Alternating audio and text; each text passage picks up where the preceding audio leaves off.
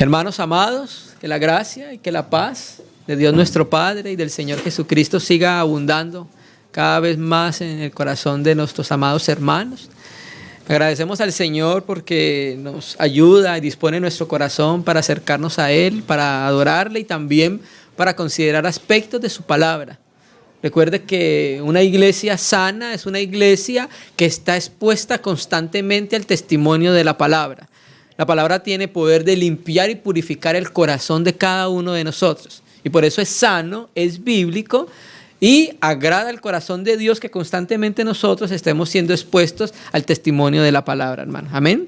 Entonces vamos a continuar con la serie que estamos tratando, un comentario de la epístola a los Gálatas.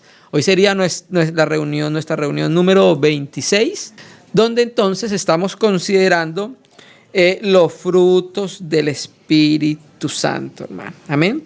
Entonces, hermanos, vamos a leer algunos textos que leímos en la reunión anterior, donde mostramos primeramente esta palabra tan importante que es la palabra griega karpos, que la encontramos en Mateo 7, versículo 15. Vamos entonces a leer Mateo 7, versículo 15, hermanos. Mateo 7, versículo 15. Guardaos de los falsos profetas que vienen a vosotros con vestidos de ovejas, pero por dentro son lobos rapaces. Por sus frutos los conoceréis.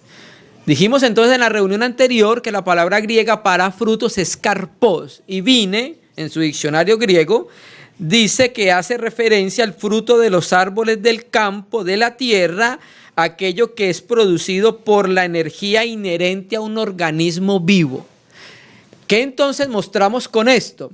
Que efectivamente lo que estamos considerando en la perícopa el día de hoy de Gálatas 5, del 22 en adelante, es que nos muestran que el fruto del Espíritu viene como un trabajo que está haciendo el Espíritu Santo en el corazón de la iglesia, ¿sí? Entonces hay una evidencia en relación con lo que leímos en Gálatas capítulo 5, porque la perícopa comienza en el verso 16, digo pues, andad en el Espíritu. Entonces Pablo llega a esta exhortación a las iglesias en Galacia para que en ellas puedan evidenciar cuando un cristiano está caminando en el poder del Espíritu Santo. Cuando un cristiano está caminando en el poder de la carne, ya lo leímos en la reunión anterior, manifiestas o evidentes son las obras de la carne, ya miramos entonces cuáles eran. Entonces cuando hay un cristiano que está evidenciando cualquiera de los dos tipos de manifestaciones, nosotros podemos reconocer, y no solamente para los demás, también puede haber un examen en nuestra vida en relación con nuestra fe. ¿Cómo está nuestra fe en relación con si estamos andando en el Espíritu o si estamos dando lugar a las obras de la carne? Por sus frutos los conoceréis. ¿Acaso te recogen uvas de los espinos o higos de los abrojos? Así todo buen árbol da buenos frutos, pero el árbol malo da frutos malos. No puede el buen árbol dar malos frutos, ni el árbol bueno dar frutos buenos. Todo árbol que no da buen fruto es cortado y echado en el fuego. Así que, entonces termina la idea principal de lo que el Señor Jesucristo estaba diciendo. Así que, por sus frutos lo conoceréis. Entonces, creemos que el apóstol Pablo conocía muy claramente las enseñanzas de Jesucristo y creemos que se está haciendo referencia a este tipo de enseñanzas. Pablo lo hacía por causa de lo que estaban haciendo los judaizantes en las iglesias en Galacia. Estaban presentando otro evangelio, pero aparte, como estos judaizantes no crean en la obra de la cruz y no crean en la fe para justificación, sino en guardar la ley para justificación, entonces efectivamente ellos no tenían al Espíritu Santo. Recuerda Gálatas 3 dice, ustedes recibieron el Espíritu Santo por guardar las obras de la ley o por el oír con fe. Estaba haciendo recordar a los Gálatas, en una pregunta retórica, ¿cuándo recibieron el Espíritu Santo? ¿Cómo lo recibieron? Entonces la respuesta afirmativa es, lo recibieron por el oír con fe. Pero los judaizantes no habían recibido el Espíritu porque no habían oído con fe. Para ellos era hacer obras para poder ser justificados. Entonces Pablo les dice, Por los frutos los van a conocer. Otra manera de decir lo que decía Jesucristo. Manifiestas son las obras de la carne. O hay evidencia de la obra del Espíritu. Entonces los hermanos en Galacia debían evidenciar, conocer cuando había una expresión del fruto o cuando había una evidencia de las obras de la carne, ¿cierto? Entonces leímos nosotros ya desde el verso 22, mas el fruto del Espíritu es amor, gozo, paz, paciencia, benignidad, bondad, fe, mansedumbre, templanza. Contra tales cosas no hay ley, porque los que son de Cristo han crucificado la carne con sus pasiones, y si vivimos por el Espíritu, andemos también por él. No nos hagamos vanagloriosos, irritándonos unos a otros y envidiándonos unos a otros. Entonces estamos siguiendo la consideración de el fruto del Espíritu Santo desde el griego del Nuevo Testamento de Francisco La Cueva. Entonces ya miramos los primeros frutos, ¿cierto? El primer fruto, ¿cierto? Vimos nosotros entonces ya el amor, que algunos hermanos comentaristas serios han dicho que el fruto del Espíritu es uno, amor, y que el resto pareciera que se desprendieran de él. Pero hay muchas evidencias que muestran que el Espíritu Santo es como un racimo de uvas, tiene mucho fruto, ¿cierto? Aunque es la uva en singular, da muchos frutos, ¿cierto? Entonces vimos amor, gozo, paz, ¿cierto? Entonces ahora vamos a entrar a considerar el que sigue, paciencia, dice en Reina y Valera 60, ¿cierto? Bueno, Francisco La Cueva traduce en paciencia longanimidad. Entonces vamos a volver a Gálatas 5:22. Entonces recuerde, aquí el apóstol Pablo cambia la figura. Habló de obras, ergón, por carpos, que es el fruto, como un resultado de la obra normal del Espíritu Santo en la vida de cada uno de los cristianos. Así como la carne es la expresión del viejo hombre, ¿cierto? El Espíritu Santo hace realidad el carácter, la vida y las características de Jesucristo, hermano. Ya lo dijimos. Gálatas 5:22 al 25 no es nada más que la biografía de un hombre. ¿Quién? De Jesucristo el Señor. Esa es la evidencia del fruto que dio Jesucristo en los días de su carne. Y recuerde que el Espíritu Santo está haciendo algo hoy en nuestros corazones. ¿Qué? Llevarnos a la imagen de Jesucristo. Eso es lo que está haciendo el Espíritu Santo. Entonces el apóstol Pablo había trabajado con los Gálatas. ¿Recuerda Gálatas 4:19? Hasta que Cristo sea ¿qué? Formado. ¿Cierto? Dios a través del Espíritu Santo está construyendo el carácter de Jesucristo en nuestros corazones, ¿cierto? Entonces, más el fruto, el karpos, la misma palabra griega, ¿cierto? Entonces, las obras de la carne obran sin vida y el Espíritu Santo está lleno de vida. Y entonces, este fruto es la evidencia de que un cristiano anda, camina y está controlado por el poder del Espíritu Santo. O sea, hay una evidencia clara y notoria cuando una persona está en comunión con Dios, porque se manifiesta, se hace evidente que la persona está en la luz, ¿cierto? Más, mira cómo dice la Biblia Bover Cantera, más la fructificación del Espíritu es, o sea, literalmente dice el fruto o la cosecha, ¿eh? Entonces estamos entendiendo que el Espíritu Santo está trabajando porque va a cosechar algo, va a recoger algo. ¿Y qué es lo que va a recoger? Todo esto que estamos leyendo acá y muchísimos más. Como dijimos anteriormente, cuando habló de las obras del viejo hombre, de la carne, no las mencionó todas. De la misma manera, en la expresión, la evidencia, el fruto del Espíritu, tampoco el apóstol las mencionó todas, ¿cierto? Entonces, recuerde que dijimos que hablaba de fruto en singular. Pablo siempre utiliza esta palabra fruto, karpos, como sustantivo colectivo singular, salvo en un caso, en 2 de Timoteo 2, versículo 6, donde habla acerca del labrador con los frutos. Entonces, esta palabra como sustantivo colectivo en singular nos recuerda mucho la palabra del Antiguo Testamento, la cual es que dice: y hizo de los dos uno. Por tanto, los dos serán una sola carne. un sustantivo colectivo en el cual tiene una unidad. Un equipo de fútbol, aunque es un equipo, hay una colectividad en ellos. De la misma manera sucede con esta palabra karpos. Es una colectividad, porque también existe frutos en plural, ¿sí? Lo mismo la palabra uno en el Antiguo Testamento. Oye Israel, Yahvé nuestro Elohim, Yahvé uno es. Ejad es uno, pero ese ejad tiene plural. El plural de ejad es ejadín, plural de im. Entonces, aunque tiene su plural, esa palabra ahí es un sustantivo colectivo. Los dos serán uno. Y de la misma manera el fruto, aunque son muchos, es uno, porque es el fruto, porque es la obra y es el trabajo del Espíritu Santo. Y recuerda que leímos Juan 15:4, donde decía: permaneced en mí y yo en vosotros. Como el pámpano no puede llevar fruto por sí mismo si no permanece en la vid, tampoco vosotros. Si no permanecéis en mí, y el 8 dice: en esto es glorificado mi Padre, en que llevéis mucho fruto y seáis mis discípulos. Amén. Entonces, vamos entonces a concatenar con el fruto de la reunión anterior. Nos quedamos en paciencia, ¿cierto? La que seguía. Más exactamente, la palabra es longanimidad. ¿Por qué? Porque regularmente en el Nuevo Testamento griego la palabra para paciencia es una, la hipomoné. Pero aquí no es hipomoné. Aquí la palabra griega es completamente diferente. La palabra griega es macrotimia, ¿cierto? Y es una palabra muy relacionada con paciencia, pero es longanimidad, ¿cierto?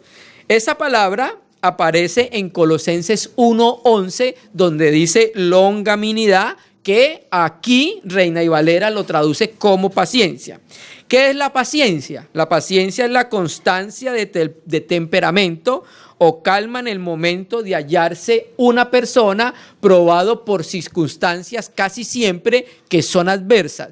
Esa paciencia es algo que va forjando. Recuerde, este fruto del Espíritu Santo no son dones. Esto es un trabajo en el interior y en el corazón del cristiano, que a través de los años se va manifestando, hermano, ¿cierto? Y eso era lo que era la paciencia. Ahora lo que es la longanimidad. La longanimidad, dice Pérez Millo, soporta con mucha paciencia a los hombres que se han hecho acreedores de su ira. Significa una manifestación de anchura de ánimo. O sea, es un espíritu de paciencia alargado, para que nos entendamos. A.T. Robertson, en su comentario del texto griego del Nuevo Testamento, dice que macrotimia es la dilatada resistencia que no busca tomar represalias. Quiero leer un versículo que habla de eso en Efesios 4, versículo 1. Vamos a leer Efesios 4, versículo 1. Donde nos muestra un poco más lo de la longanimidad. Efesios 4, versículo 1.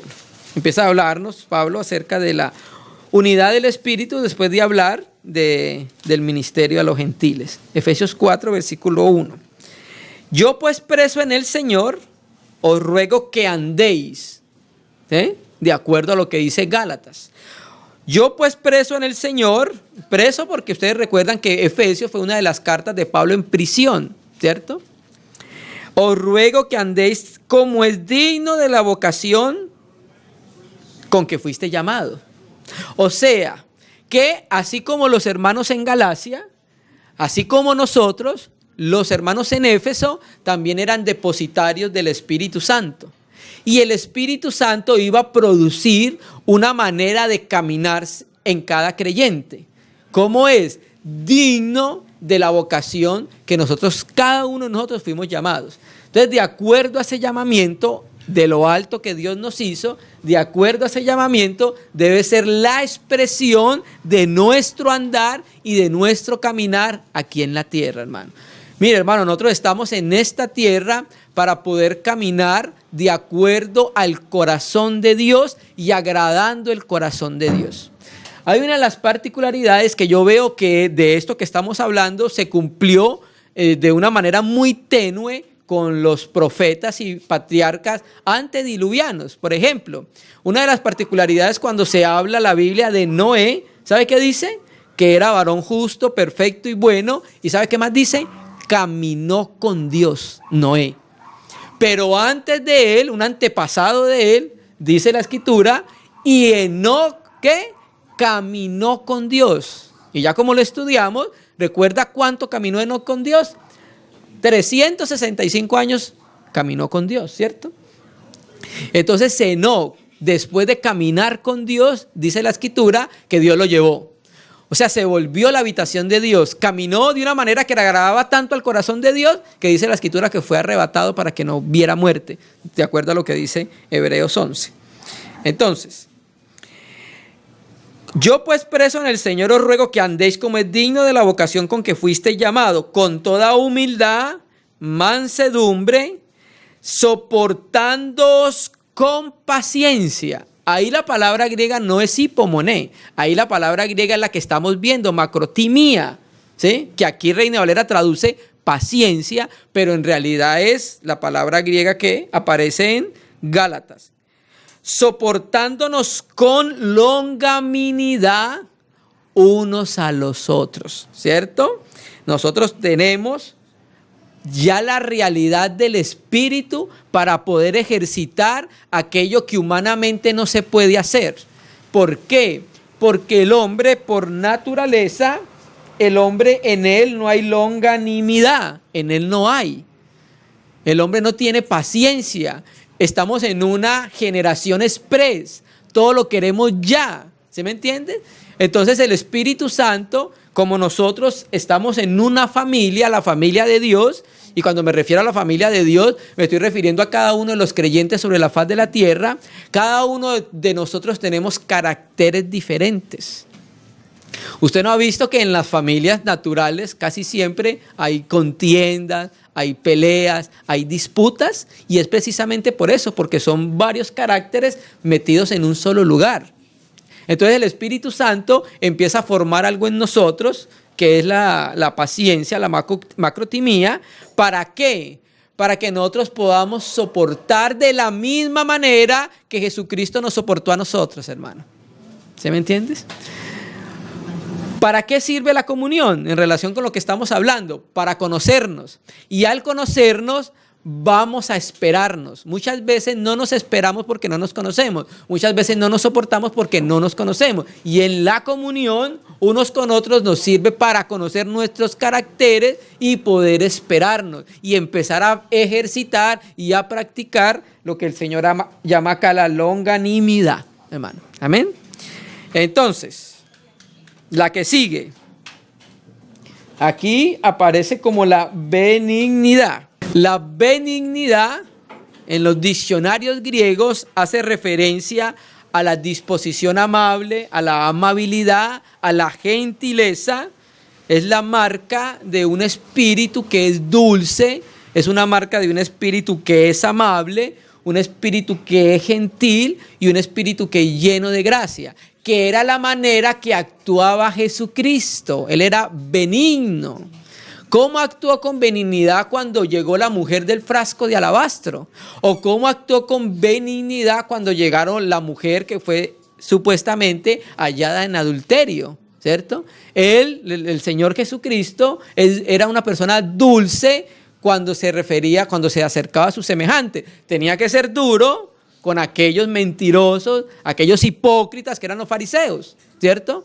Que muy claramente les dice hipócritas, les dice cosas como estas, sepulcros blanqueados, pero en general al corazón que se deja trabajar por el Señor tenía un acercamiento dulce, el Señor tenía un acercamiento gentil con las personas.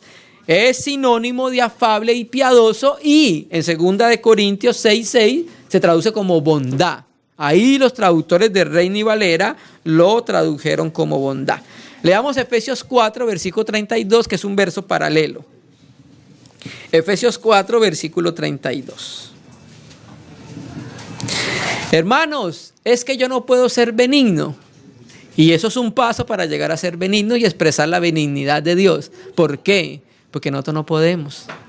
Esto que estamos hablando acá, recuerde, es la cosecha del Espíritu Santo. No es la cosecha de ninguno de nosotros. Ninguno de nosotros puede producir nada de los frutos del Espíritu Santo o el fruto del Espíritu Santo.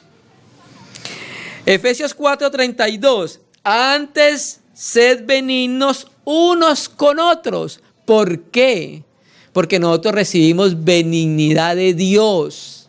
Está en nuestro corazón y en nuestro espíritu. Y a medida que nos acercamos al Señor en una comunión íntima con Él, va a empezar a forjarse y a expresarse. Y el Espíritu Santo estará recogiendo lo que está buscando. ¿Qué? Carpos, fruto, ¿cierto?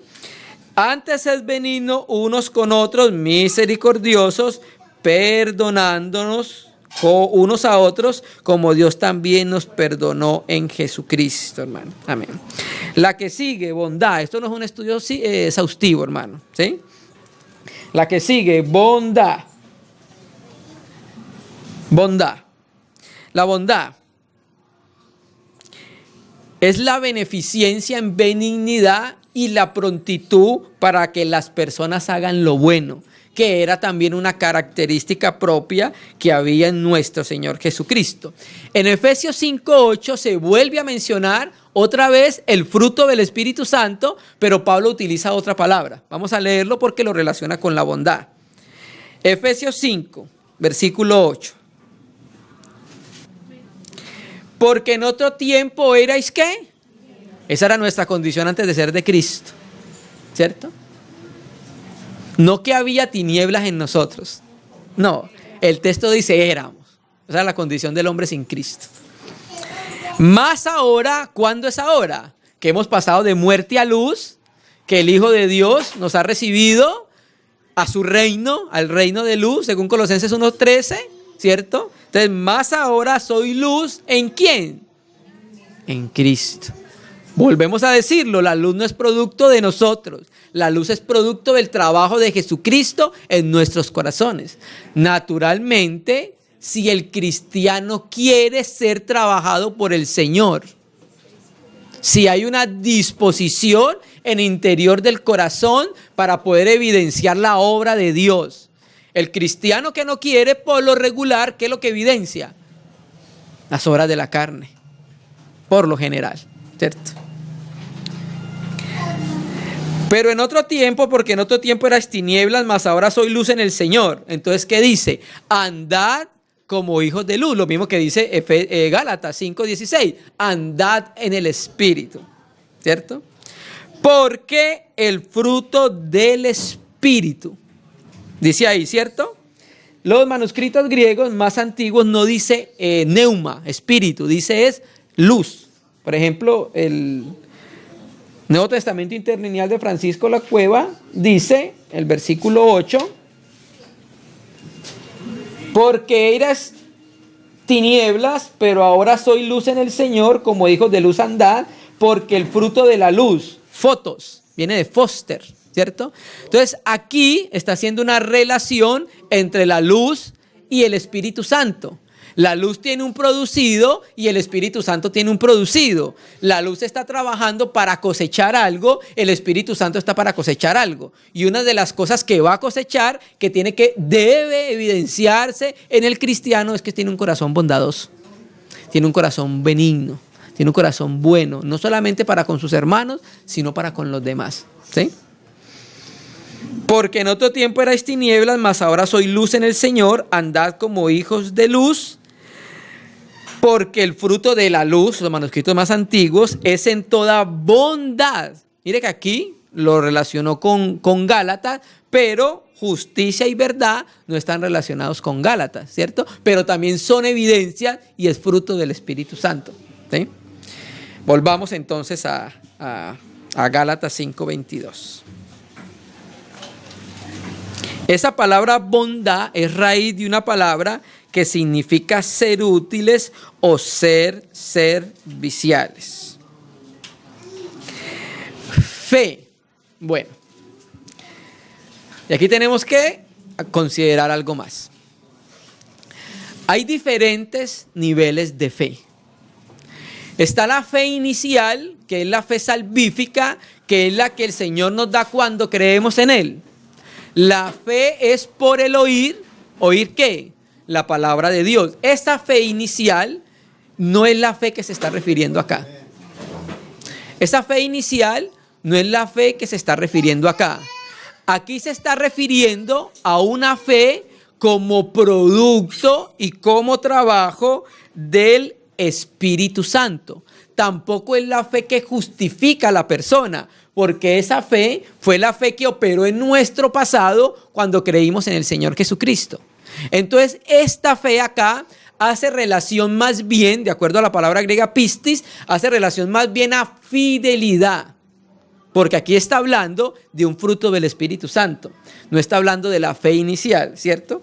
Entonces, esta fe, como lo dijimos ahorita, no es la fe en Dios para salvación, sino que es una fe que ha sido un producto del trabajo del Espíritu Santo en el corazón del cristiano y que va a redundar en algo, se llama fidelidad a Dios en todos los aspectos de nuestra vida. Fidelidad en nuestra vida laboral, fidelidad en nuestra vida sentimental, matrimonial, fidelidad en nuestra vida familiar, fidelidad en nuestra vida social, en todos los aspectos de nuestra vida debe darse una evidencia de que somos fieles a Dios. ¿Por qué? Porque Jesucristo es el testigo fiel, hermanos. Y esto que estamos hablando es una evidencia del carácter de Cristo. Vamos a leerlo en Apocalipsis, capítulo 1, versículo 4. Dios, el que creó los cielos y la tierra, Yahvé Elohim, es reconocido por ser un Dios fiel. Eso lo dice la Escritura. Pero también sus hijos, nosotros, debemos ser reconocidos porque también hay fidelidad a Dios y también a nuestro entorno en lo que estamos haciendo. Apocalipsis 1, versículo 4. Juan a las 7 iglesias que están en Asia. Gracia y paz a vosotros, del que es, del que era y que ha de venir, y de los 7 espíritus que están delante de su trono, y de Jesucristo, que es el martirios pistis, el testigo fiel, hermano, ¿cierto? Entonces, si nosotros tenemos una provisión para poder tener fidelidad, ¿sí? Regularmente el viejo hombre no conoce la palabra fidelidad. El viejo hombre no sabe qué es la fidelidad, pero nosotros la conocemos por causa de la recepción del Espíritu habitante en nuestro corazón. Ahora el Espíritu en el corazón nuestro va a reproducir y nos va a enseñar a través de la comunión, a través de la palabra, a través de la vida, qué es ser fiel a Dios en todos los aspectos de nuestra vida. Volvemos a decirlo, esto no es producto de ninguno de nosotros, hermano. Esto es producto del Señor. Y cuando estamos viendo en cada uno de nuestros hermanos esto, estamos viendo una cosecha del Espíritu Santo, que era precisamente el contexto de la epístola, lo que Pablo le estaba diciendo a ellos. Miren, los judaizantes, ellos no tienen evidencia de que el Espíritu está trabajando en ellos. En ellos se manifiesta todo esto que estamos leyendo de las obras de la carne, ¿cierto? Entonces, la fe como fruto significa fidelidad y lealtad a Cristo, hermano. Eso lo dice de otra manera Pablo en 1 Corintios 4. Vamos a leer el 1 Corintios 4, el verso 1. La fidelidad se manifiesta como un servicio a Dios, hermano. 1 Corintios 4, versículo 1. 1 Corintios 4, versículo 1. Así pues, ténganos los hombres por servidores de Cristo. Eso es lo que somos cada uno de nosotros, servidores del Señor. ¿Y qué más? Aparte de servidores, administradores ¿de qué? De los misterión, de las cosas ocultas de Dios. Entonces, Pablo era un ecónomo, la palabra administrador es ecónomo, era un ecónomo de los misterios de Dios. Él tenía que distribuir a la iglesia los misterios de Dios que habían estado ocultos durante tiempos y edades y que ahora habían sido dados a conocer a través de los apóstoles y de los profetas. 2. Ahora bien, se requiere que los administradores, los ecónomos, no solamente Pablo, sino todos nosotros, porque somos administradores del Espíritu Santo, ¿qué se requiere entonces de cada uno de nosotros? Que se ha hallado ¿cómo? Fiel, o sea, que se encuentre fidelidad en el servicio y en la administración de los dones en la casa de Dios. Y esto efectivamente es un producto del Espíritu Santo. A medida que tenemos una comunión en el interior y lo vamos tocando, vamos percibiendo nosotros cómo era Jesucristo. Y al percibir cómo era Jesucristo, en nosotros se va a reproducir lo que Pablo dice en algunas epístolas: sé imitadores de Dios como hijos amados. Pero esa imitación no es la imitación que hacen los mimos, algo solamente y meramente exterior, es algo real, algo en el interior. Y si una persona va a ser fiel, es efectivamente porque hay algo en el interior, en su corazón, en su espíritu, que Dios ha ganado en su vida, ¿cierto? Amén. Volvamos a Gálatas 5, versículo 23. Entonces, ahora sigue mansedumbre. Bien interesante la mansedumbre. Gálatas 5, 23. Mansedumbre. ¿Qué es la mansedumbre? Es una condición que conduce al cristiano a que tenga una sumisión incondicional a la voluntad de Dios. El hombre por naturaleza no es manso. Y la Biblia solamente habla de dos personas mansas. ¿Quién? Uno, Moisés, en Números 12. Y también habla de las mansedumbres de Jesucristo, ¿cierto? Entonces la Biblia solamente menciona a esas dos personas. Ahora, recuerde que Moisés no era manso. Moisés no era manso. ¿Ustedes recuerdan qué fue lo que hizo Moisés en Egipto? Mató a un egipcio. Entonces, por los 3 periodos de Moisés, nosotros entendemos qué fue lo que pasó en la vida de él para llegar a que el Espíritu Santo dijera que él era una persona mansa. Fue formado el trabajo en él. Entonces, la mansedumbre, dice algún hermano, es el puente entre la capacidad de airarse y la propensión a la ira. Moisés tuvo un primer periodo de 40 años viviendo en Egipto. Tuvo un segundo periodo de 40 años en Madián apacentando corderos. Y tuvo otro periodo de 40 años llevando al pueblo de Israel por el desierto. Cuando Dios habla de Moisés acerca de manso, habla ese del último periodo.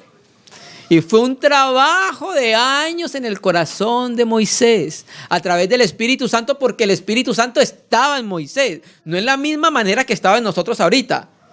Porque la dispensación de la economía neotestamentaria, ya el Espíritu Santo ha sellado al creyente y ahora es habitación permanente. En el Antiguo Testamento no, en el Antiguo Testamento venía, cumplía el Espíritu Santo lo que iba a hacer en el momento, sean los profetas, sean los jueces, ¿cierto? Y después se iba, no tenía una habitación permanente, pero en nosotros sí la tiene, ¿cierto? Entonces,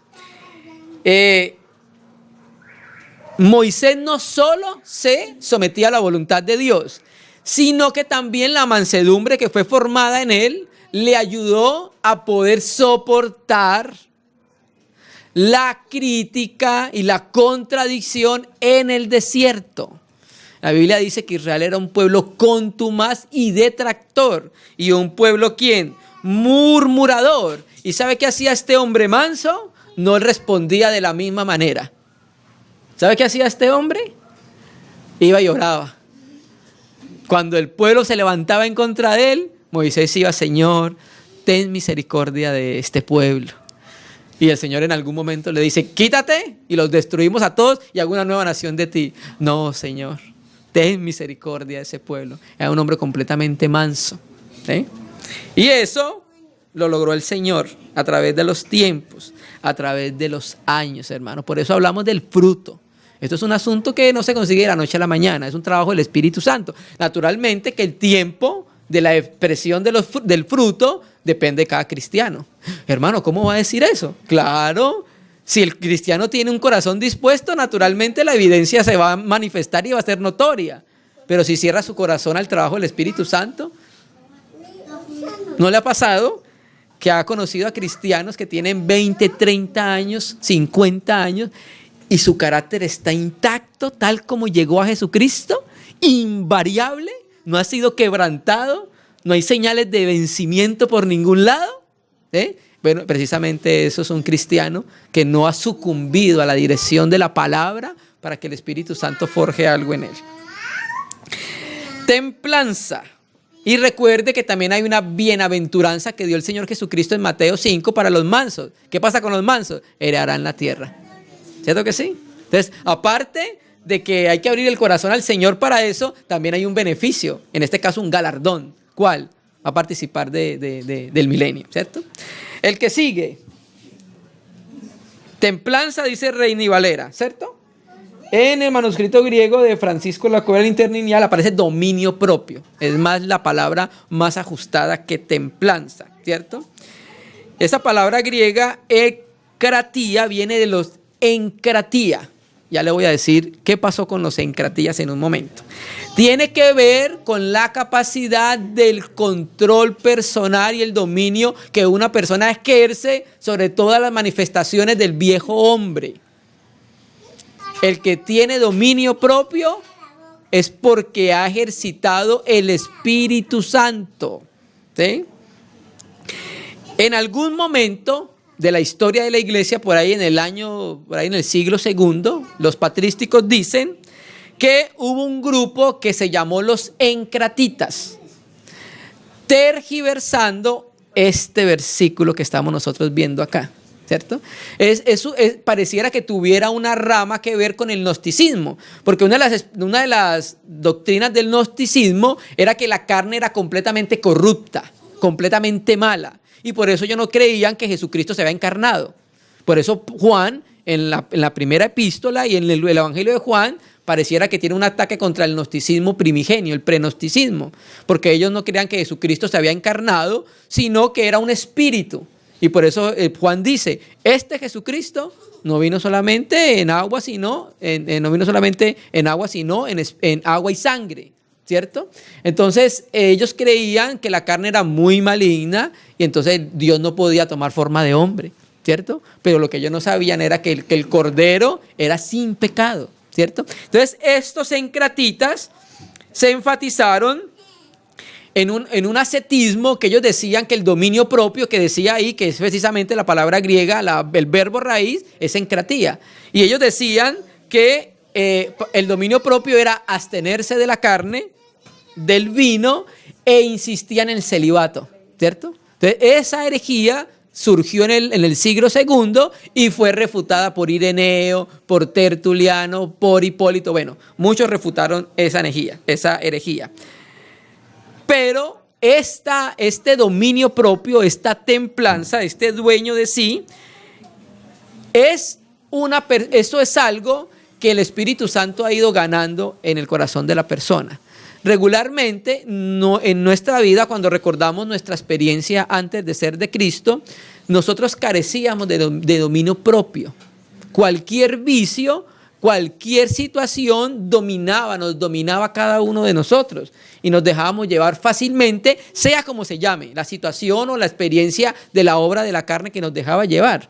Y nosotros decíamos, no, ya hasta aquí, o ya no voy a hacer más esto o esto, y otra vez volvía a esa misma situación y lo arropaba. Entonces la persona no era dueña de sí mismo. Era completamente esclava de esa situación. Bueno, el Espíritu Santo reversa la situación y hace libre a la persona. Ahora le da algo que tiene Jesucristo, dominio propio, ¿cierto? Entonces es una experiencia y, hermano, es un nivel bien expresivo de la biografía y del carácter de Jesucristo. Y entonces volvamos ya al versículo 23. Contra tales cosas, ¿cuáles cosas? El fruto del Espíritu Santo. Contra esas cosas, ¿qué pasa? No hay ley. ¿Cómo así que contra esas cosas no hay ley? Bueno, la ley no puede acusar a una persona que vive en el poder del Espíritu Santo. No puede hacerlo, porque el amor es el cumplimiento de la ley. Y el amor es una expresión, un fruto del Espíritu Santo, ¿cierto? La ley consiste en prohibir ciertas conductas, en todo lo que decía la ley. Pero el fruto del Espíritu no se puede imponer a través de la ley. ¿Qué es el fruto del Espíritu? Se lleva a cabo por la obediencia del cristiano a la palabra y a los mandamientos del Señor. Se lleva a cabo por la sumisión de la voluntad a la voluntad de Dios, hermano. Entonces, contra los frutos, el fruto del Espíritu Santo, no hay ninguna ley. Porque la ley, dice la Escritura, Pablo mismo lo dice, creo que es en Gálatas también, que la ley fue dada ¿para quién? Para los transgresores, hermano. Entonces, aquí es donde Pablo conecta la tesis que está presentando en relación con los judaizantes, ¿cierto? Para estas evidencias no hay ningún tipo de ley, ¿cierto? ¿Por qué? Porque los judaizantes estaban diciendo que las obras de la ley eran la expresión del más alto conocimiento de Dios y del amor de Dios. Y Pablo les dice, no, la expresión y el fruto del Espíritu Santo es esto que nosotros acabamos de leer acá. ¿Listo? Mire lo que Samuel Pérez Millo dice citando a Francisco La Cueva, uno de los más grandes eruditos del siglo pasado. Dice, quien tiene este fruto del Espíritu, dice, tiene la verdadera libertad, no necesita ninguna ley, puesto que la función de la ley es restringir, mientras que este fruto surge incontenible de la misma acción del Espíritu Santo y se desborda desde el amor, desde el amor, cumpliendo de sobra y rebasando todas las obligaciones que la ley pueda imponer, hermano. O sea que hay una distancia muy larga entre las obras de la ley y el fruto del Espíritu Santo, completamente, hermano. Y el 24 dice, entonces el fruto de la experiencia de la verdadera libertad. Porque la ley esclavizaba de acuerdo a los rudimentos del mundo. El 24 dice, pero los que son de Cristo, ¿qué han hecho? Han crucificado la carne ¿con qué? Con sus deseos y pasiones. Ya leímos los deseos y las pasiones de la carne, ¿cierto? En los versos anteriores. Todo eso, cuando creímos, nos unimos vitalmente con Jesucristo a través de la fe y en la cruz Cristo dice que le dio muerte al viejo hombre, lo crucificó. Entonces Pablo le dice, bueno, una persona que está en Cristo y que ha muerto con Jesucristo, ha muerto el viejo hombre. Entonces, como ende, lo único que debería manifestar es ¿qué? El fruto del Espíritu Santo, ¿cierto? Entonces la persona en el momento mismo que ella es entregada a Jesucristo es crucificada con el Señor, sin estauros, llevada a la cruz juntamente con Cristo. Pero los que son de Cristo no buscan alcanzar la perfección por medio de la ley, que es lo que estaban haciendo los Gálatas. Estaban creyendo que la perfección iba a ser por guardar las obras de la ley. Pero el Señor a través de Pablo está diciendo no. La perfección y el fruto se alcanza a través del Espíritu Santo y una vida de sumisión a Él. Pero los que son de Cristo han crucificado la carne con sus pasiones y deseos. Ya dijimos hace 2 reuniones que era la carne. Todo lo relacionado con la vieja creación, la naturaleza humana sin regenerar, ¿cierto? Han crucificado la carne con sus pasiones, ¿cierto? Entonces, para llevar un modo de vida espiritual, lo que hace Jesucristo es crucificar el viejo hombre. Eso es lo que tiene que hacer primero. Porque Juan 3 dice que lo que es nacido de la carne no va a cambiar, no muda, sigue siendo lo mismo. Entonces, como con la carne no se puede hacer nada, ¿qué hace el Hijo de Dios? La lleva a la cruz. ¿Para qué? Para que a partir de que el cristiano vaya a la cruz, empiece ahora una novedad de vida, un modo de vida que lo caracteriza porque se parece a una persona. ¿A quién? A Jesucristo, el Hijo de Dios, ¿cierto? Entonces aquí la cruz es presentada como un lugar donde el cristiano obtiene libertad sobre la carne, ¿cierto? Y leamos Romanos 6, versículo 6, ya que leímos este versículo. Romanos 6, versículo 6. Voy a leerlo de la Biblia textual, este versículo, porque creo que tiene correcta traducción en una palabra. Romanos 6, versículo 6.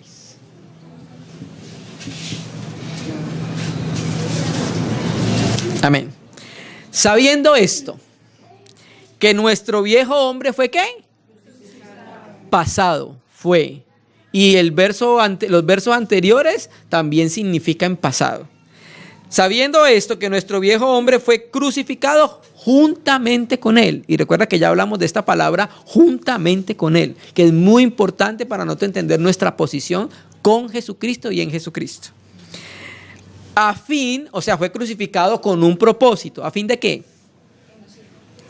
Que el cuerpo del pecado fuera ¿qué? Para no servir más al pecado. Bueno, es aquí donde decimos que hay una mejor traducción, porque la palabra griega donde dice destruido no es destruir completamente. Porque si el cuerpo del pecado hubiera sido destruido completamente, no hubiera pecado en nuestra vida. ¿Cierto que sí? Pero aún Pablo dice, hay dos leyes.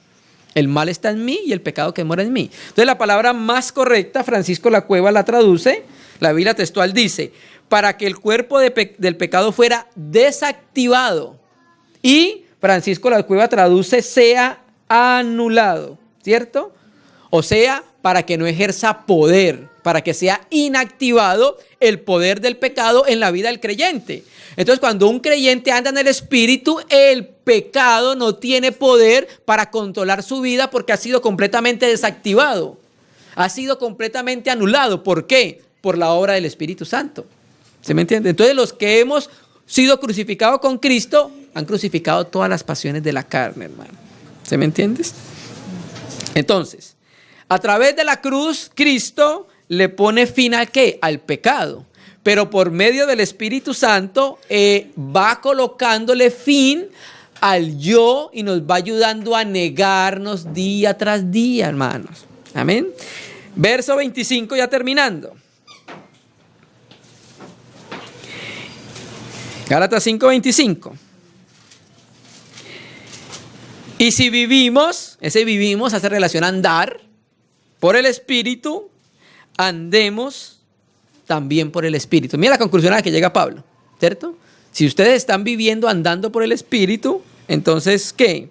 Si están viviendo por el Espíritu, andemos por el Espíritu. Mire cómo traduce Francisco La Cueva en esta palabra donde dice andemos, en la parte final. Gálatas 5 dice, avancemos unidos. ¿Ah? Y es lo que le estaba diciendo el apóstol Pablo a los hermanos en Galacia, porque efectivamente los judaizantes estaban causando una división en la iglesia. Eso es completamente claro cuando leemos la epístola, ¿sí? F.F. Bruce traduce marchemos unidos, ¿cierto?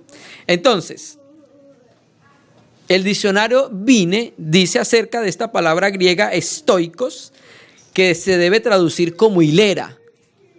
Significa caminar en fila y se usa metafóricamente de caminar en relación a los demás. Es una exhortación a mantenernos en el mismo paso con los demás en sumisión de corazón al Espíritu Santo y por ello de mantenernos en el mismo paso con Cristo, los grandes medios de unidad y de armonía en una iglesia. Y mire lo que dice F.F. Bruce, un gran erudito de nuestros tiempos, acerca de esa palabra. En el versículo 26. Caminar por el Espíritu es la manifestación externa en palabras y hechos de vivir por el Espíritu. Vivir por el Espíritu es la raíz de caminar por el Espíritu. Vivir en el Espíritu es la raíz de caminar por el Espíritu. Es el fruto. Y este fruto no es más que la copia del carácter y por tanto de la conducta de Cristo en la vida de su pueblo. Entonces, el trabajo de andar en el Espíritu no es un asunto individual, es un asunto colectivo, hermano. ¿Se me entiende? Para eso también es la comunión, para que juntos aprendamos cómo debemos caminar delante del Señor en santidad. Entonces, este verbo hace referencia a un sentido militar y se usa para marchar en orden en una fila, hermano, ¿cierto? Entonces, Esto lo va a conseguir el Espíritu Santo en la iglesia colectivamente, ¿cierto? Considere esto, hermanos. El Espíritu Santo está formando un aspecto de Jesucristo en cada hermano particularmente, ¿cierto?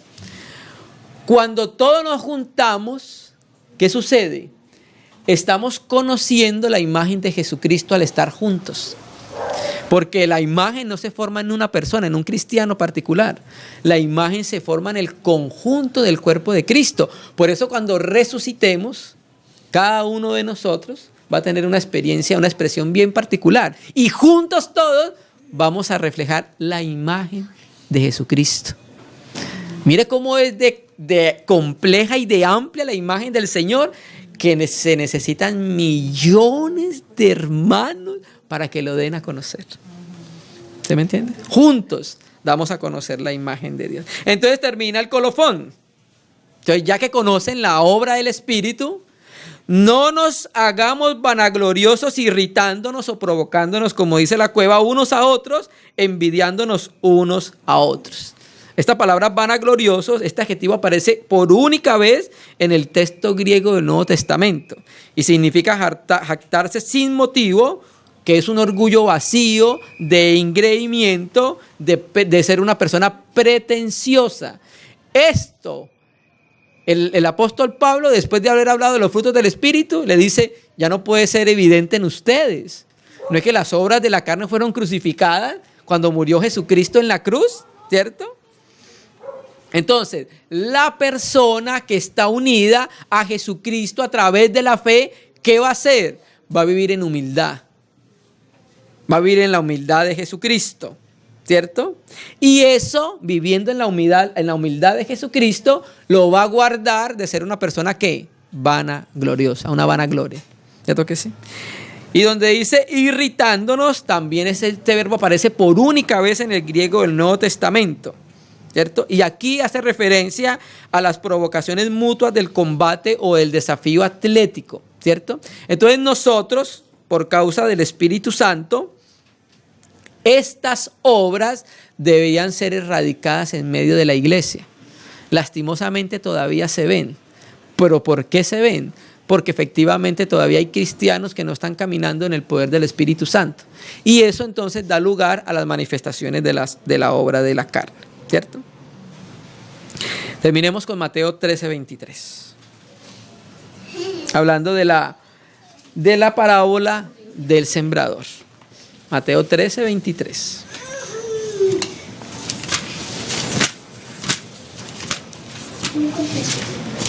Solamente quiero leer el final de la parábola. Mateo 13:23.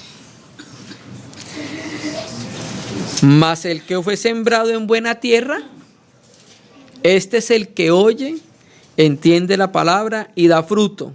Produce al 100, al 70 y al 30 por uno. O sea, por un grano produce 30, por uno produce 60 y por uno produce 100. Este fue el que fue sembrado en una buena tierra. ¿Sí me entiendes?